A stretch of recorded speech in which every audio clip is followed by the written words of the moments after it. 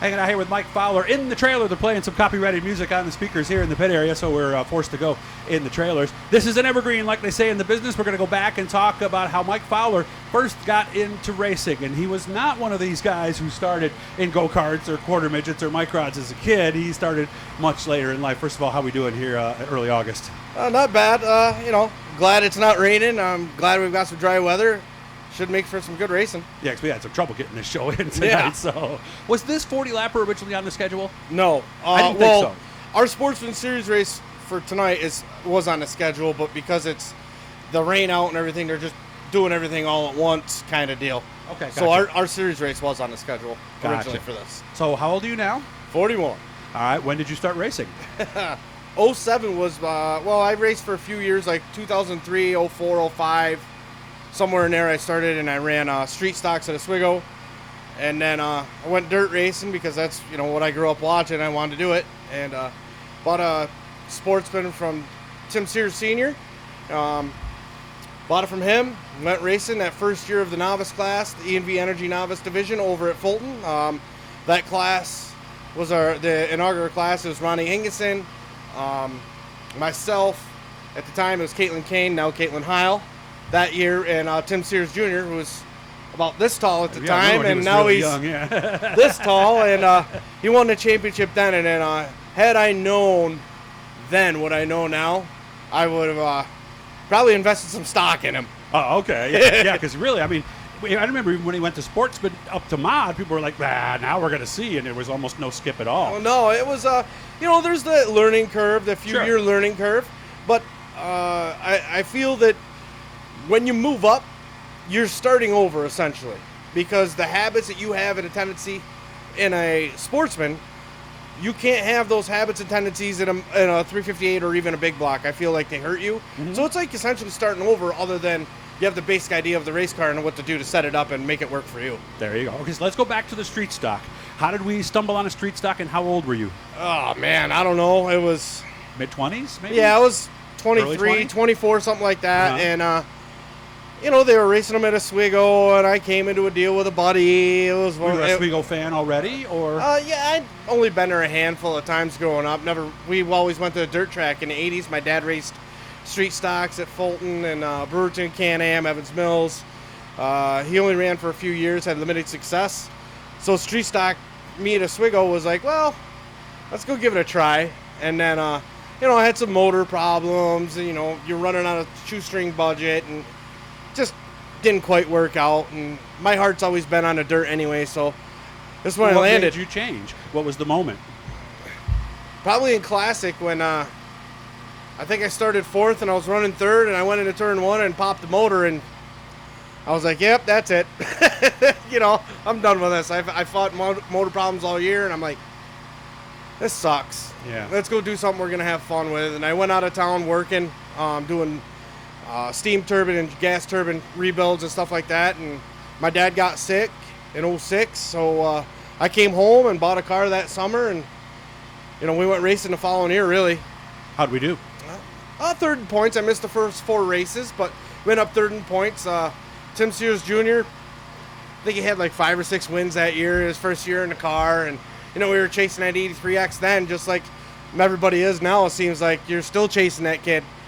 Difference is he's moved up and moved on with some sponsorship help and stuff like that. I took a race for 4 years, and I was racing on a budget again, and just I couldn't do it to be competitive, and I couldn't do it right.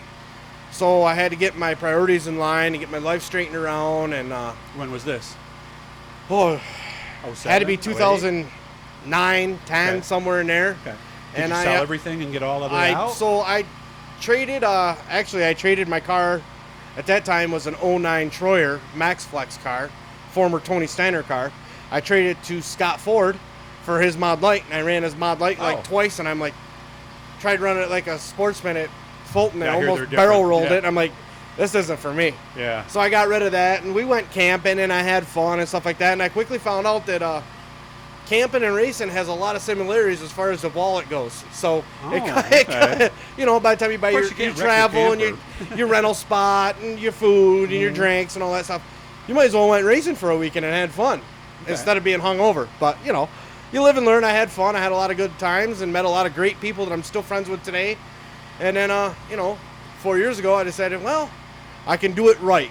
I can come back. I can do it right. I can have competitive equipment. Old stuff. Not Yep. have, right. I can afford tires. I can afford the fuel. I can race within my means and still pay my bills. Where before I was, well, what bill do I not pay this month so I can go race for a couple weeks? And that's not going to work.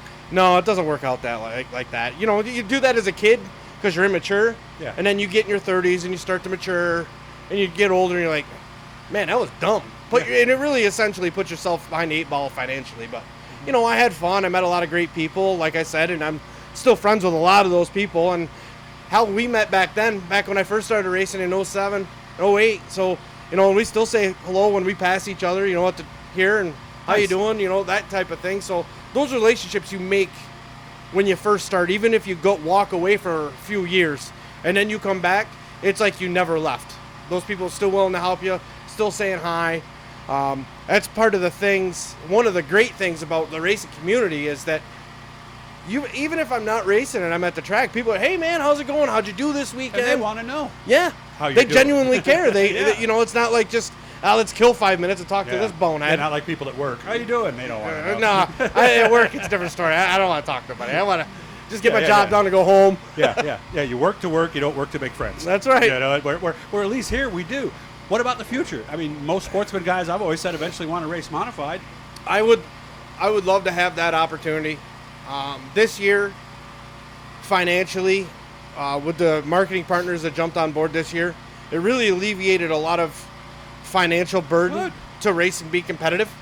Because if you're racing with a thin wallet, you're not really racing. No, you're not, because you're so worried about cracking the car up and replacing parts. Yeah, you have situations where you lift, where normally you might want to get in there. Now I'm competitive because of my marketing partners, and people have jumped on board to help. I would love to move up at some point, but it would take a lot of money and a lot of help from a lot of people. And I'm not ready yet. I'm not ready financially, and I don't think I'm ready skill-wise, to be honest with you. Okay. I want to be. I've talked to guys who have done it, and they say that's the biggest thing. It's not the power, it's not the other stuff. It's who you're racing against. Yeah, it's who you're racing against. You've got the initial cost of moving up. Mm-hmm. You've got that. But I want to be mentioned. I had a goal when I got back into this is I want to be mentioned when they say, damn it, Fowler's here. I want to be in that conversation because they're I'm there for the win. I want to be mentioned in the conversation of the good guys. Who's got a shot tonight? Mike Fowler, he does. You've got Rocky Warner that moved up that's doing really well. Mm-hmm. Marcichelli's coming into his own. Kevin Root this year, he's going to find his way. Tim Sears Jr. started. Those guys, Ronnie Davis even, you know what I mean? Yeah. Forget the last 15 years, those guys were the guys to beat in Sportsman. I want to be mentioned in that conversation, and that's my goal. So until I reach that goal, I don't see myself moving up. It's good to talk to you. Good to hear the story. Nice fight. I finally get a chance to hang in here with Mike. Remember, guys, hit the notifications. Make sure to subscribe. There's different tiers on the platform. Let you know every time we're talking to somebody. But I hope you have fun tonight, man. And maybe I'll talk to you one more time. I hope so. That's the plan. I'd love to be down there at Front Street at the end of the night. Have fun tonight, okay? Thanks, man. Thank you a lot.